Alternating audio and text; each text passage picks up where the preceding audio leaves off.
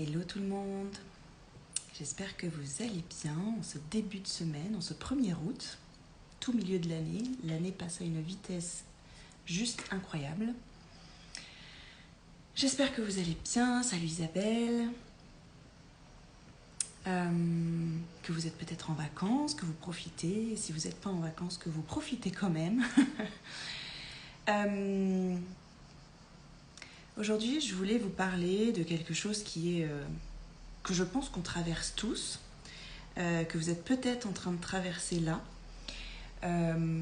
La fameuse croyance que je me lancerai quand je serai prête en fait. Je me lancerai quand ce sera le bon moment.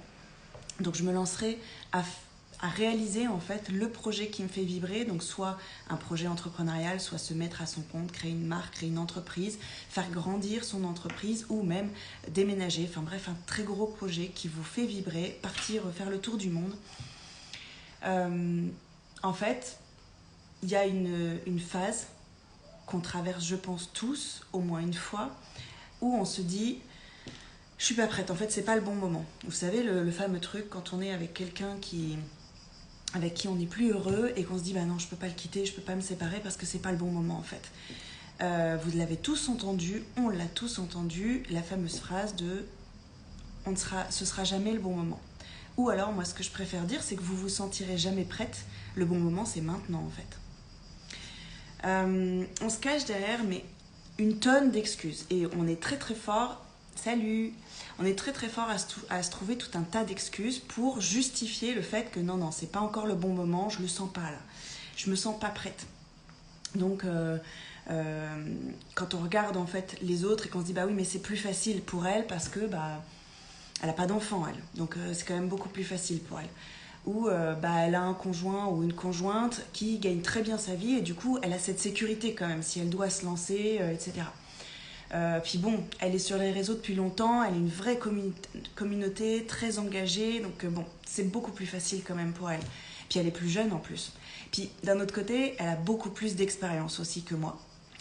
Ses enfants, ils sont déjà grands, c'est pas pareil. Elle est connectée à son intuition, elle. Ça aide quand même beaucoup. Ah, puis elle connaît sa mission de vie. Ça c'est top aussi, c'est beaucoup plus facile quand on connaît sa mission de vie. Puis elle est trop forte en stratégie et ça c'est sûr que ça aide quand on veut se mettre à son compte. Et puis en plus, elle a trop de chance parce qu'elle peut négocier une rupture conventionnelle avec sa société et du coup, elle bénéficie du chômage, donc c'est quand même vachement plus rassurant, quoi. Donc vous voyez, tout ce genre d'excuses, de genre c'est plus facile pour les autres, et d'un autre sens, ouais, mais moi je suis hyper mal à l'aise à me montrer sur les réseaux sociaux, c'est vachement dur pour moi de me montrer, etc. Donc ça me ralentit, je me sens pas prête. Puis bon, j'ai pas vécu tant de choses que ça intéressantes dans ma vie, donc j'ai pas grand chose à partager. Puis bon, j'ai un crédit sur le dos, donc bon, faut pas que je fasse n'importe quoi. Puis je suis célibataire, donc moi je suis toute seule, pour me motiver c'est quand même pas simple. Puis j'ai des enfants tout petits en fait, donc là c'est vraiment pas le bon moment, quoi. Puis mon conjoint il travaille énormément et franchement il me soutient pas trop, quoi. Il m'aide pas au quotidien. Ma famille elle me met des bâtons dans les roues, elle comprend pas mon projet.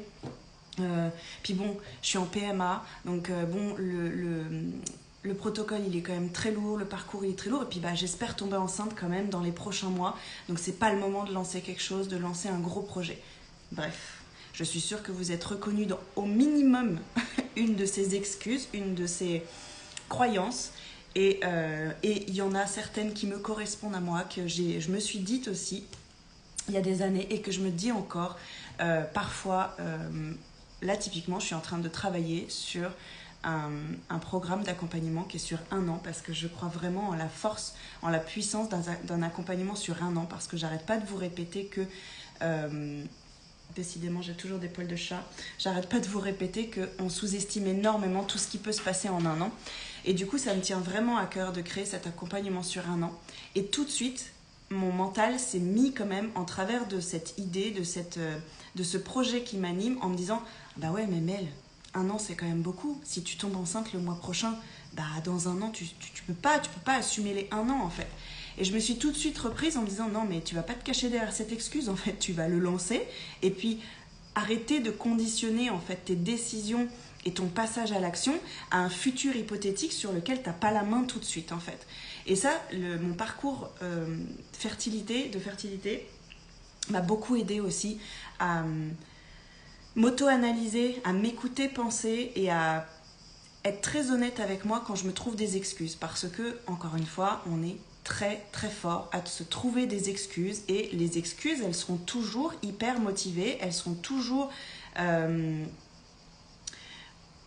de très bonnes excuses pour pas avancer en fait. Personne ne pourra contredire en fait ce qu'on dit en fait, ce qu'on trouve comme excuse, qu'on trouve comme croyance. Tout ce que je vous ai listé, c'est une réalité pour beaucoup de gens en fait. C'est pas ça, je remets pas en question. Et la réalité, c'est que oui, je peux tomber enceinte le mois prochain. Et donc, le jour où ça arrivera, j'adapterai en conséquence en fait ce que j'aurais mis en place. Mais de conditionner en fait vos projets et vos décisions à quelque chose sur lequel vous n'avez pas la main ou à une excuse qui peut être modifiée en fait, c'est ce que je voulais vous faire comprendre, c'est que plutôt que de se dire non c'est vraiment pas le bon moment pour moi pour faire ce projet, même si ça me tient à cœur, je suis pas prête, je me sens pas prête, c'est pas le bon moment, je préfère repousser, c'est pas maintenant.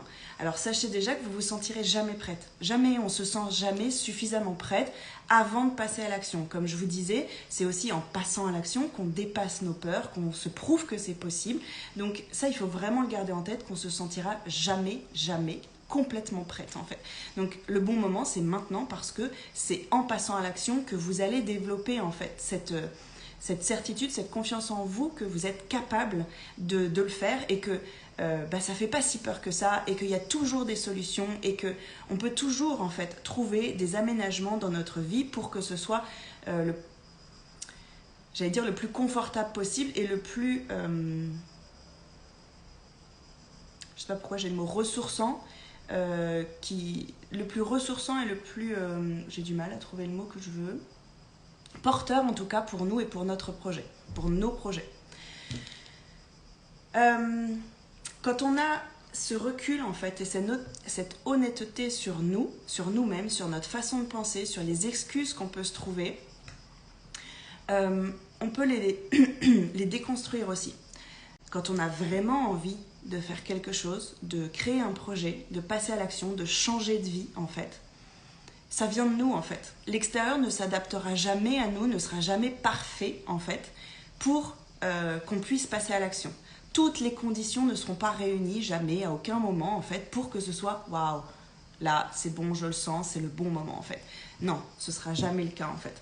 Donc, je vous encourage en fait quand vous faites la liste en fait de tout ce qui vous empêche aujourd'hui de passer à l'action et de réaliser en fait ce qui vous fait rêver. Le grand projet, le grand changement de vie qui vous fait vibrer, qui vous fait rêver. Listez en fait sur un papier tout ce qui vous empêche aujourd'hui de le faire. Et sans jugement, hein. C'est tout ce qui vous vient en étant très honnête, même si quand vous l'écrivez, vous dites ouais bon ça, pas tout à fait vrai, tant pis en fait. Faites la liste en fait de tout ça, de tout ce qui vous empêcherait de passer à l'action aujourd'hui, tout ce derrière quoi vous vous cachez. Et ensuite, essayez de trouver des solutions. C'est-à-dire que si vous vous dites je me sens pas assez légitime en fait, je sens que j'ai pas assez de savoir, de connaissances, etc. Faites les formations qu'il vous faut en fait, qui vous donneront en fait cette légitimité et ces connaissances. Ou faites-vous accompagner pour vous sentir plus légitime. Si vous vous sentez pas suffisamment soutenu, j'ai envie de vous dire, faites du tri dans vos relations. J'ai fait un live aussi au début de ce défi sur l'importance de choisir les gens qui nous entourent. Et c'est vrai que quand on se lance dans des grands changements de vie, c'est hyper important parce que les gens n'aiment pas le changement. Souvent, c'est quelque chose de négatif pour beaucoup de gens. On entend souvent elle a beaucoup changé, elle est en train de changer, je la reconnais plus, etc. Parce que juste les gens ne s'autorisent pas à changer et n'aiment pas forcément que nous on change aussi. Donc choisissez vos relations, choisissez les gens qui vous entourent quand vous êtes dans une envie de changement et de réalisation de grands projets. C'est hyper important. Ça ne doit pas être quelque chose qui vous bloque comme quelque chose de je peux pas faire autrement, de toute façon, voilà. Mon entourage, il me soutient pas, voire il me maintient dans des vibrations très basses et appuie sur tous mes doutes, toutes mes peurs, etc. Ok, mais c'est à vous de changer ça en fait. Les personnes autour de vous, ils changeront pas. Mais par contre, vous pouvez choisir à qui vous parlez de vos projets et choisir qui vous entoure en fait. Si vous avez du mal à vous montrer sur les réseaux, ça j'en ai déjà parlé aussi, faites-le petit à petit en fait, dépassez vos peurs. Faites un petit pas après un petit pas. Quand vous avez des grandes peurs comme ça, des excuses un peu plus présentes dans votre vie, découpez-la en petit objectif en disant ok, bon, comment je peux la dépasser cette peur, qu'est-ce que je peux mettre en place un petit peu chaque jour pour la dépasser, pour me prouver qu'en fait ça va, c'est pas si grave, ça fait pas si peur que ça, et surtout le bénéfice derrière il est bien plus grand. Voilà, je voulais vraiment vous faire comprendre que c'est jamais plus facile pour les autres, jamais. Jamais, quelles que soient les conditions de vie de la personne, quel que soit ce que vous avez l'impression qu'elle vit, parce qu'en plus on ne connaît pas la plupart du temps la vie des autres, donc on s'invente en fait un scénario par rapport à ce que la personne partage, en tout cas si vous la suivez de loin sur les réseaux sociaux, etc. Vous ne connaissez que 1% en fait de la vie de la personne, parce que chacun d'entre nous qui sommes sur les réseaux ne montrons que ce que nous voulons. Et ça, faut bien le garder en tête qu'après, c'est votre vision des choses, c'est ce que vous voulez en retenir en fait de la personne. Et c'est des excuses, encore une fois, de se dire oui, mais elle a ça, moi j'ai pas, c'est beaucoup plus facile pour elle. C'est juste des excuses en fait. C'est bon, je suis de retour. Laurine, elle me dit merci pour ce live, avec grand plaisir, Laurine, ça me fait plaisir que ça te parle. Ce live qui tombe à pic, je n'avais même pas pensé à toutes ces excuses. Je trouve cet exercice très intéressant, je vais le faire. Ouais, je t'encourage vraiment, vraiment à le faire, et je vous encourage, tous ceux qui regardent ce live, à le faire, parce que ça demande beaucoup d'honnêteté, et il faut en rire en fait, hein. C'est pas grave, encore une fois, on est humain, et on le fait tous, mais absolument tous. Et même moi qui ai pris l'habitude maintenant de m'observer, penser, d'observer mes réactions, d'observer mon fonctionnement, etc., j'en ai encore la preuve, puisque mon mental, voilà, m'a sorti cette excuse. Bah non, Mel, si tu tombes enceinte, là, ton projet de 12 mois, c'est pas possible. Mais non, en fait, non, c'est pas possible. Je ne donnerai pas de crédit et de place à cette excuse et cette pensée, cette peur, cette appréhension, ce doute, ce que vous voulez, parce que ça conditionne en fait quelque chose, alors que cette potentialité n'est pas encore là. C'est un futur hypothétique que moi j'aimerais vivre, mais en fait je ne sais pas du tout à quel point c'est possible et c'est envisageable. Donc on agit quand la situation est là. Et après, par rapport à tout ce qu'on vit aujourd'hui, voilà, on fait la liste. Ça, c'est mon grand rêve, vraiment. Pourquoi j'arrive pas à le vivre aujourd'hui ? Qu'est-ce qui m'empêche de le vivre aujourd'hui, ce grand rêve ? Et la plupart du temps, c'est beaucoup d'excuses. Il y a des choses à dépasser, comme je vous disais. Si vous voulez être énergéticienne, que vous n'avez jamais fait de formation, oui, vous serez plus légitime et plus sûr de vous si vous faites des formations avant. Si vous voulez devenir chirurgien cardiaque, que vous n'avez jamais fait d'études de médecine, je ne vous encourage pas à postuler dans un hôpital tout de suite. Mais rien d'impossible en fait, rien d'impossible. Alors oui, vous vous dites peut-être, bah ouais, j'ai 35 ans, la médecine c'est 10 ans d'études, c'est hyper tard, ouais non, franchement ça vaut pas le coup. Bah peut-être que si en fait, parce que la vie elle est longue, et même si vous faites que 10, 15 ans de votre exercice, ou même 5 ans, ou même 2 ans, que vous avez vécu votre rêve, mais ça vaut le coup en fait, tout vaut le coup. Arrêtez de vous... Enfin, il y a beaucoup de gens qui s'empêchent de changer de vie passé un certain âge. Mon conjoint, il m'a souvent dit ça. Oui, mais non, enfin, c'est trop tard pour reprendre mes études, pour changer de vie, etc. Parce qu'il a 45 ans. Mais en fait, 45 ans, il te reste 20 ans à travailler. 20 ans, donc autant que ce que tu viens de travailler. Donc, est-ce que ça vaut pas le coup quand même ? Parce que quand on se dit, ça fait déjà 20 ans que je travaille, mais il s'est passé tellement de choses en 20 ans.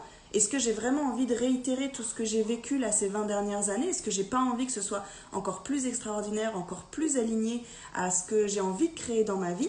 Mais si, et même si vous restez que 5 ans, en fait, j'ai envie de vous dire, C'est jamais trop tard pour réaliser ses rêves et pour s'aligner, s'autoriser en fait à vivre vraiment ce que vous avez envie de vivre.